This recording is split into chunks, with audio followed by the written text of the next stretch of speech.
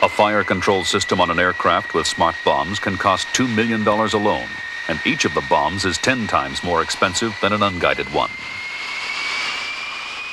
Coalition airplanes would use more than $500 million of munitions in just 5 weeks, and the cost of damaged or lost aircraft would run into the billions. So the world may not be able to afford too many more high-tech air wars, especially if both sides are equally well equipped and the fighting drags on.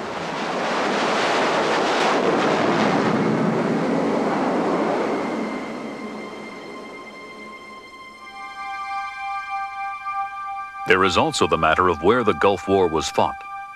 Did the Middle Eastern terrain make for too easy a test of strategic bombing's effectiveness? There is a way in which you can think of the Middle East as a perfect cockpit for air combat. One quickly thinks of the effectiveness of the Israeli Air Force in their repeated engagements. As a consequence, I think it's easy to assess that air power was decisive in the Persian Gulf War and may not be quite so decisive next time round because conditions will be different, including the place where we fight the war. Well, I think one of the real breakthroughs that you've seen in the Gulf War is the extensive use of precision-guided munitions against targets that they're effective against. You had precision-guided munitions during the Vietnam War, but with a few exceptions, bridges and that sort of thing, there just really weren't that many targets that an accurate bomb was going to make a difference against. Whereas in the Iraq War, you had air defense facilities, you had individual tanks, you had lots of bridges, lots of things that precision-guided bombs can go after. So the real question in the future is going to be, we've got all these precision weapons, do we have precision targets? There is also the question of what winning actually means. Wars are not fought in a vacuum. They have political goals and political consequences.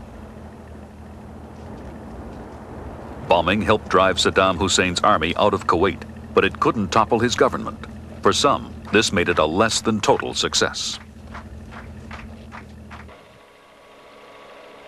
And finally, it shouldn't be forgotten that the air war was part of a much larger land, sea, and air offensive. It wasn't until the coalition ground forces swept into Kuwait that the Iraqi defenses crumbled.